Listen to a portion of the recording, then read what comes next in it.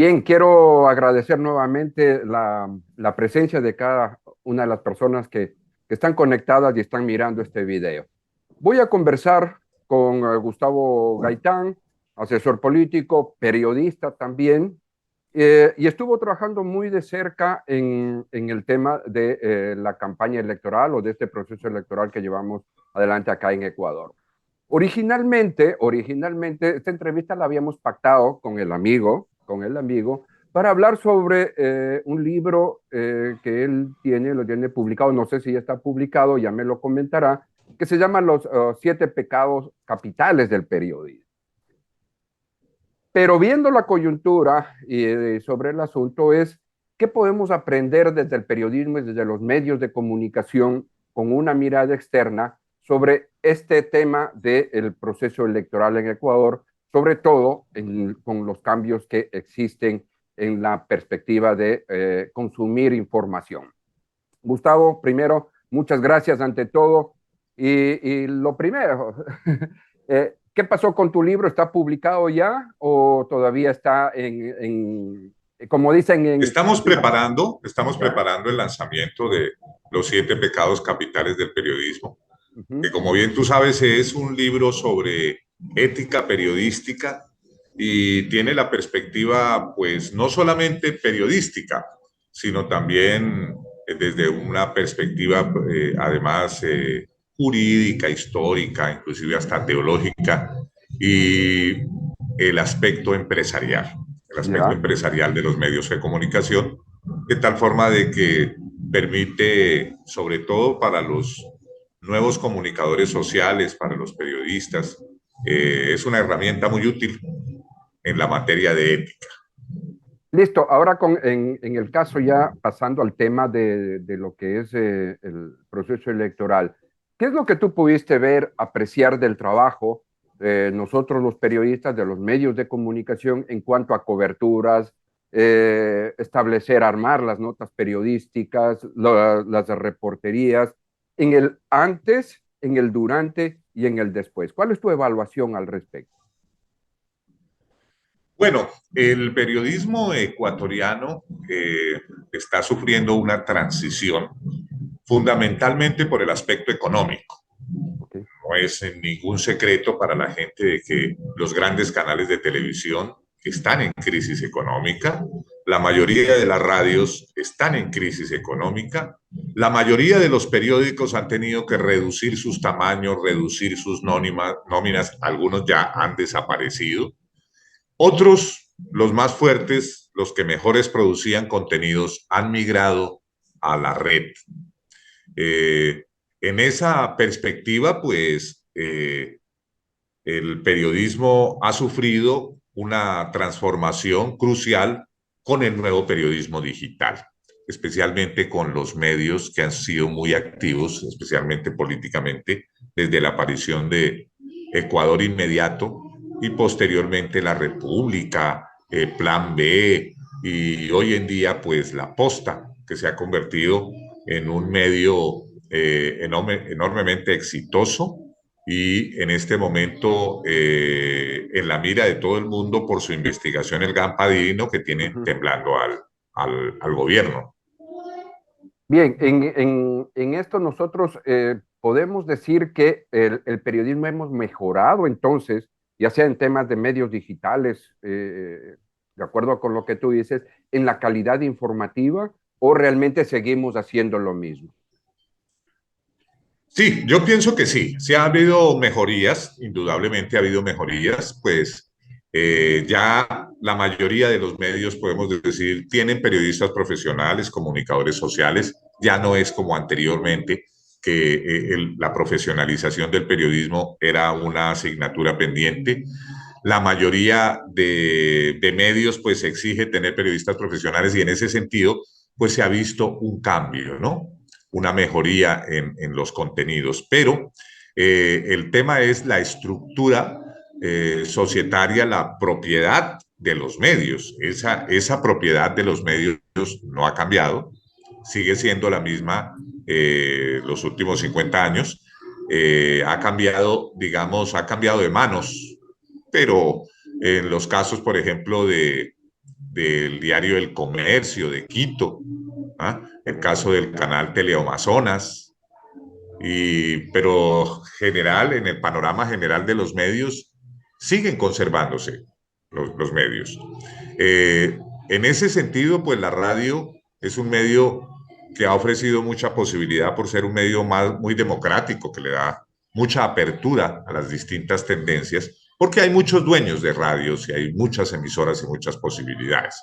Entonces, en ese sentido, pues digamos, el periodismo ha avanzado, se ha profesionalizado. Las escuelas de periodismo pues están aumentando y así las cosas pues no se puede mejorar, no se podría decir que no se pueda mejorar más, por supuesto que se puede mejorar más. Están en deuda muchas cosas a nivel de inversiones tecnológicas, por ejemplo, en modernización de ciertos contenidos, especialmente de la televisión, y sobre todo, yo diría que modernizar las técnicas de mercadeo, porque casi que ejercer el periodismo en los medios se volvió una actividad de fundación, vivir de la caridad social, ¿no? Entonces, la vida laboral, pues sí ha desmejorado muchísimo. Bien, cuando tú haces estos comentarios se me viene a la mente exclusivamente el tema de los llamados medios tradicionales. Pero ya, ¿qué es lo que está pasando en el mundo digital? En tu libro mencionas justo la anarquía digital. En esta época electoral y con todos los problemas que tenemos acá en el Ecuador, es más fuerte esta tendencia de anarquía digital en que, digamos, son perfiles en redes sociales y lo trabajamos. Lo hablo, por ejemplo, en mi caso, que es una entrevista para mi propio canal, pero no que es un medio de comunicación. Quizás estoy yo inmerso en esa anarquía digital. ¿Cómo evaluarlo desde ese punto de vista, desde lo político y obviamente desde la producción de contenidos? Bueno, en cuanto a lo referente a la anarquía digital, es la gran variedad de contenidos, la multiplicidad de contenidos y sobre todo la multiplicidad de medios por los que se les puede llegar hoy en día al ciudadano. El periodismo tradicional o los medios tradicionales se acostumbraron al rating, se acostumbraron al triple A, se acostumbraron a que la gente se leyera el diario en la mañana, El Comercio o El Universo, ¿ya? Y mientras leía el diario, pues algunos escuchaban radio y los que no podían comprar el periódico, pues entonces escuchaban la radio que se los leía en la mañana. Y después llegaban en la noche, a las 8 de la noche, a ver el noticiero de televisión. Eso más o menos constituía la dieta informativa. Y el rating, ¿no es El cierto? siglo XX, digámoslo así, ¿no? En el siglo XX esa era la dieta informativa. Ahora no. Ahora ya no hay hora de cierre, ahora no hay horario triple A, ahora está el teléfono pegado al cuerpo del individuo y la noticia es inmediata, completamente inmediata. Eh, uno, yo estoy muy aficionado al cine y Sí, veo muchas películas y en asociaciones veo películas históricas y me doy cuenta de los errores que cometen en ese sentido, ¿no? claro. Veía alguna vez una película de las épocas de Hitler, de la época de Hitler, y decían como que algo que había ocurrido durante la Segunda Guerra Mundial o años después era que se había enterado todo el planeta en minutos.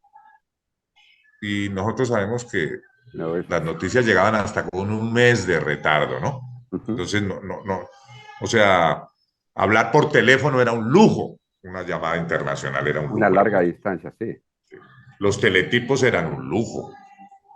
Por ejemplo, en el Ecuador los que compraban teletipos para las noticias compraban el cupo con descuento, es decir, las noticias las recibían hasta las 6 de la tarde, hasta las 2, 6 de ahí en adelante ya tocaba esperar al otro día porque obviamente los periodistas iban a su casa a dormir. Y venía Entonces, la famosa hora de cierre, la agonía de la hora de claro, cierre, ¿no? entonces hay ahora una cantidad contenidos, muchos contenidos, hay una gran cantidad de posibilidades. inclusive los resúmenes se han impuesto en todos lados. Y ahora ya no hablamos de medios fuertes, estructurados, sino ahora hablamos de marcas informativas, marcas poder, ¿no?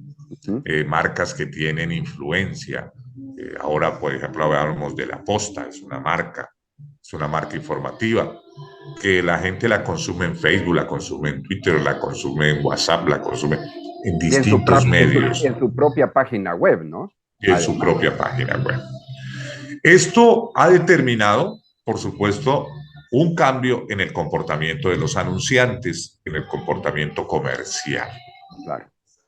Pero ese comportamiento comercial no está desligado de los medios tradicionales tampoco, porque los que pautan siguen siendo los mismos, las mismas empresas que del siglo XX, los grandes anunciantes siguen siendo las grandes empresas y Las agencias de publicidad, que son las que manejan claro, las presupuestos, agencias ¿no? de publicidad, las centrales de medios, y ellos ahora pautan a través de Google.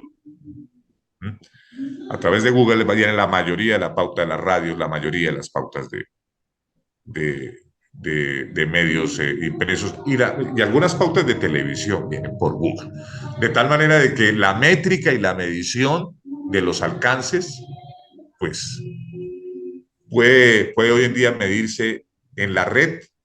Casi Y yo diría que instantáneamente. en la red hay más audiencia que en los medios tradicionales. Ahora, esto de aquí, Gustavo, ¿cómo impactó negativamente en el consumo de información política y electoral o de qué manera benefició esto al electorado? Quizás tratando de aquí yo de encontrar una, y puede ser, de hecho son muchas más justificaciones a esto a estos resultados que a mucha gente pues realmente le desequilibró desde la política pública, desde sus propios planes y desde sus propios objetivos, ¿no?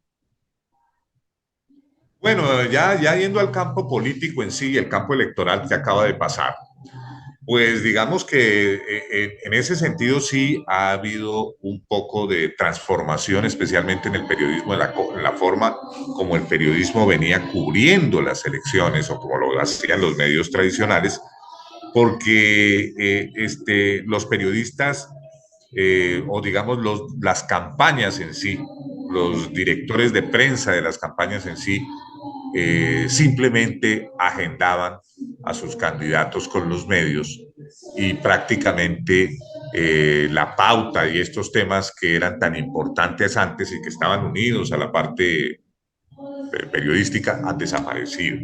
Entonces, hoy en día estamos en una dictadura del hashtag, del número de impresiones, del alcance, de los seguidores, de los likes y todo este tema que hoy en día es el que impera y es el que siguen los anunciantes, porque los Claro. anunciantes van donde va la masa. Sigue siendo lo mismo que en los medios masivos de El tema televisión. del rating. Y, Claro, pero en el caso del periodismo, pues sí se transformó. Hay una nueva forma de periodismo, un periodismo más inmediato, un periodismo inclusive más agresivo.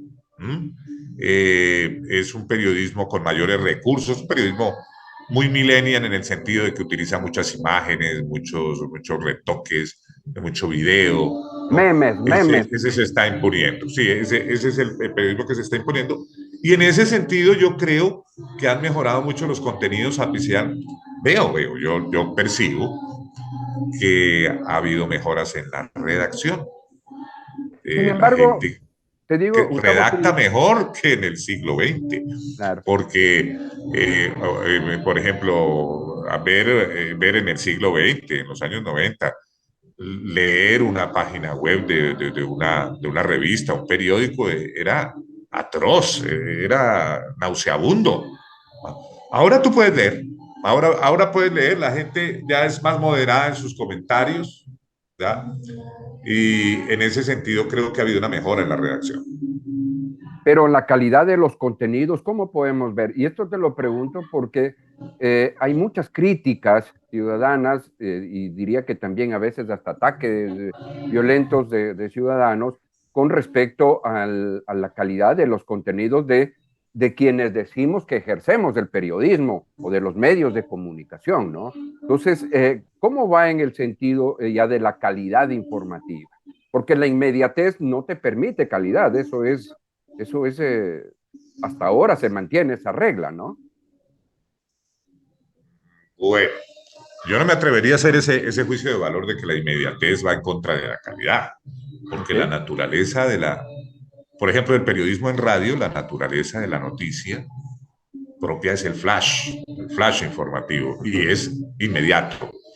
Y el flash informativo, tú puedes decir en 60 segundos lo que los periódicos van a decir en 2 páginas. Entonces, en ese sentido, la inmediatez no necesariamente es enemiga de la de calidad. la calidad.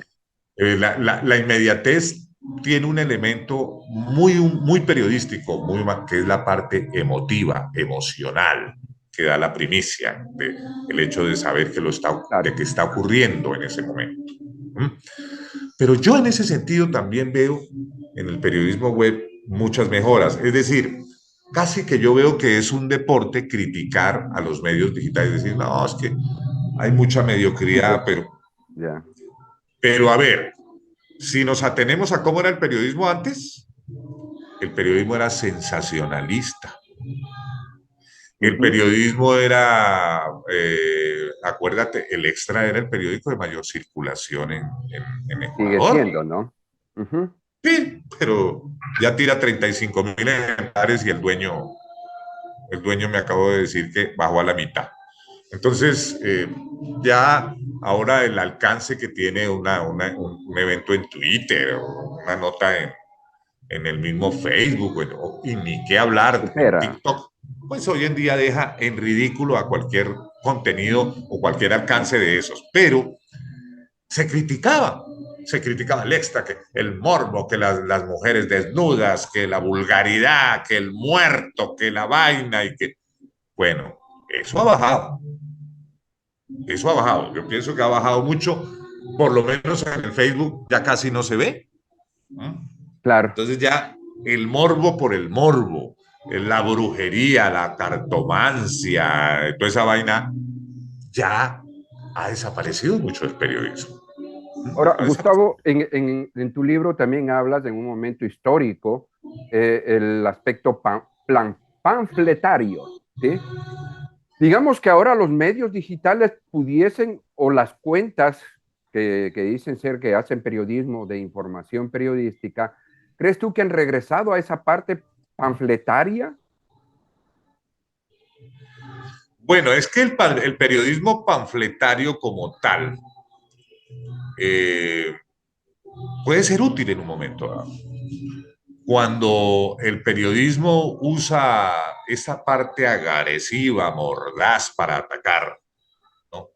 El ataque directo, sin contemplación, ¿ya? Resulta un periodismo muy efectivo, ¿no? Un periodismo de ataque. Ujú. Eh, Ese periodismo, por ejemplo, panfletario, lo practica mucho Cuatro Pelagatos. Sí, Cuatro Pelagatos ellos son panfletario. abiertamente de una línea y punto. ¿Mm? Que ahí tiene Entonces el se puede valor, decir, ¿no? ellos han tomado partido y todo eso, a panfletario en ese sentido, ¿no? A eso nos referimos con el periodismo panfletario. Ujú. Porque el periodismo panfletario que nació en Francia con Jean-Paul Marat era precisamente eso, era un periodismo revolucionario, procaz. Era un periodismo que ponía listas negras y esas listas negras salían las ahorcados y a la guillotina a la gente que ellos denunciaban, ¿no?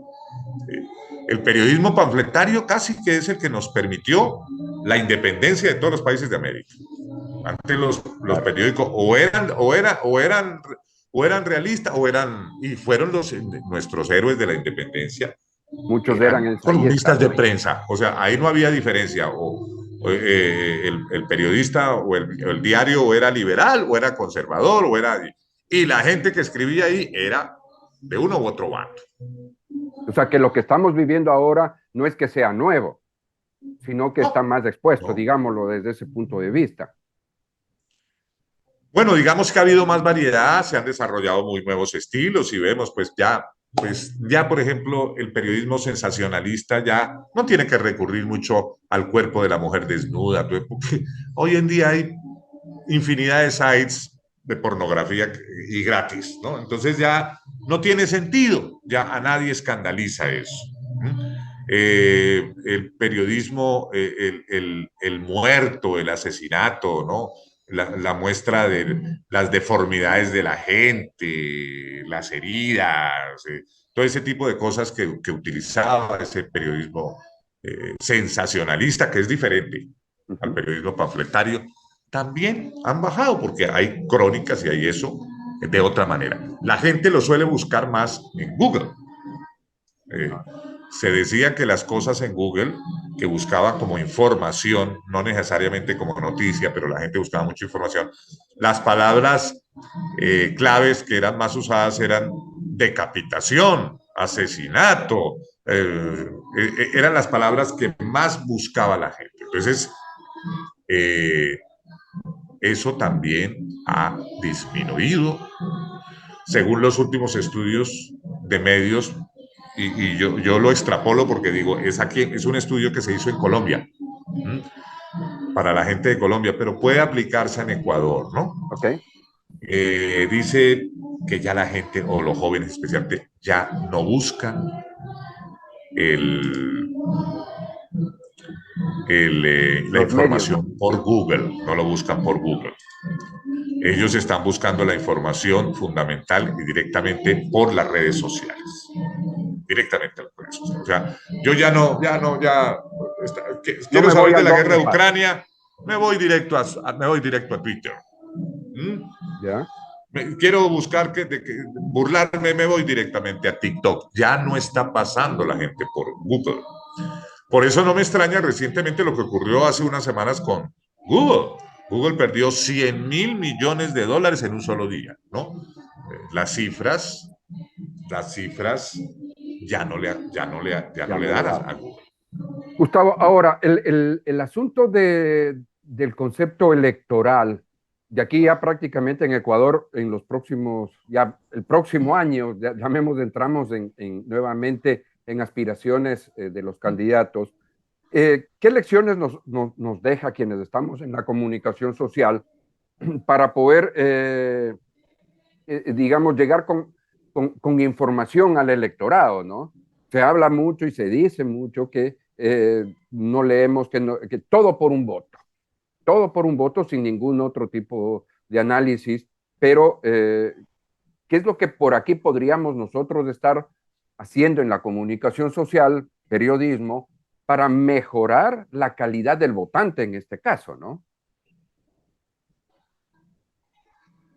Bueno, pues sí, en realidad, en ese sentido, eh, pues yo pienso que en estas elecciones en Ecuador fueron muy importantes los debates. Los debates pusieron en relieve una cantidad de temas que antes no se tocaban y sobre todo más que la calidad de los debates o la calidad de los candidatos que se han presentado, creo que fue la obligatoriedad del CNE lo que hizo que los debates funcionaran, que hubiera Okay. 237 debates. De tal manera de que con lo que tú digas en un debate hoy en día se convirtió en palabra oficial. ¿Mm? De todas maneras, hay buenos debates y hay malos debates. Hay debates que son trascendentes, que generan votos y hay malos debates. Pero eso fue muy importante para mostrar cómo se pueden agitar ideas, ¿no? Sí. Yo diría que el periodismo debe ser más perspicaz en ese tema con los candidatos. No se debe dejar llevar, por ejemplo, por el simple hecho de que tiene que revisar mi plan de trabajo, como le dicen los candidatos. ¿Usted ya revisó mi plan de trabajo? No, si esos planes de trabajo lo hace cualquier pendejo, lo hace cualquier abogado, lo No, redactan ahí a cuatro pero manos, esa lo es sacan del plan de desarrollo. ¿Qué se va a poner uno a leer eso? Léalo por encima y búsquele más bien los antecedentes a la persona, búsquele, porque sí, señor. es cierto, es Sí, sí, cierto. sí, O sea, sí. hablamos con el candidato y queremos decir, oiga, sus propuestas, pero no, la gente quiere saber, además de sus propuestas, quién es. claro. ¿Quién es ese candidato? ¿Cuáles son sus antecedentes? Todo eso. Esa parte es la que nosotros tenemos que mejorar como periodistas. Permíteme hacerme una autopromoción, Gustavo. Me di el trabajo de hacer eso exactamente con los candidatos acá en Jipijapa, de leer los 12 planes de trabajo y los que están en el CNE, los que fueron incorporados al CNE, y realmente uno se lleva desagradables sorpresas. Desagradables sorpresas, y lo pongo en la entrada que escribí y publiqué justamente, que este es el primer trabajo del candidato que resulte electo y cómo será la calidad de ese primer trabajo. Y ahora ya estoy en la evaluación de quien quedó electa acá. Pero yo creo que eso sí, y comparto y digo, y lo hice, ¿no? Y sí creo que nos hace falta eso. Claro, y de todas maneras, está bien lo de los planes, está muy bien. Sí, Yo lo que recomendaría es analicen los planes de desarrollo, el TOT, eso es el plan de desarrollo, porque ahí está la ahí verdad, está todo. ahí está el elixir de la verdad, ahí se ve lo que hizo un gobierno y que dejó de hacer del otro con el manejo de la plata. ¿Cuáles fueron las obras? ¿Cómo se hicieron? Y en base al gobierno anterior y lo que se viene haciendo en todos los campos de la administración. Si es el plan de desarrollo de una alcaldía o de una prefectura, pues tiene que tener, por ejemplo, en el caso de las alcaldías, tienen que tener visto todo lo que se ha hecho a nivel de movilidad, todo lo que se tiene que haber hecho a la recolección de basuras, todo lo que se tiene que haber hecho a pavimentación, lastrado de calles, todo lo que se tiene que haber hecho. Entonces, lo tiene que saber y lo tiene que tener en la cabeza la alcaldía. Y Eso obviamente lo el tiene que tener en periodista la que está cabeza, claro. trabajando en eso, ¿no? Porque en base a qué armó el plan de trabajo. ¿Ah? O sea, ¿en base a qué lo armó? Pues tuvo que haber leído el plan de desarrollo. ¿Ah? Claro. Además, porque el plan de desarrollo es una herramienta constitucional y obligatoria. Y por ahí Si viene. un gobernante no hace un plan de desarrollo y no lo va cumpliendo y no va viendo sus etapas, no puede primero hacer un presupuesto y segundo, le pueden revocar el mandato por incumplir con esa norma. Entonces, hay que ir a los planes de desarrollo. En las Una buena prefecturas tal recomendación. cual, hay que ir a los recursos naturales, cómo están las cuencas, las microcuencas, los ríos, los lagos, si la provincia tiene mar, cómo está el mar, hay que ver. Entonces, todo eso es parte de lo que debe formarse a un periodista político, para tener idea, ¿no es cierto? Uh -huh. Eh, exactamente de por dónde va la comunicación política. Porque Eso el es importante. periodista político no solamente se debe preparar en leyes, No. no solamente debe prepararse para las En entrevistas para política poder pública. discutir Política la pública. parte legal y la parte jurídica, porque esa parte legal y la parte jurídica la manejan muy bien, obviamente, los abogados. Claro. El periodista no tiene por qué manejar eso. Pero esa parte es rechazada por la gente. La gente no la entiende. O sea, Es cuando es complicado. mucha jeringonza jurídica y también económica, Se- la gente se- rechaza y inmediatamente. Dice, cambia, ¿no? Sí. están tratando de engañar, o sea, el sabido, en fin, ¿no? Entonces, y el periodista se pone a competir en ese sentido. Se Claro, pone y a no. competir con el entrevista.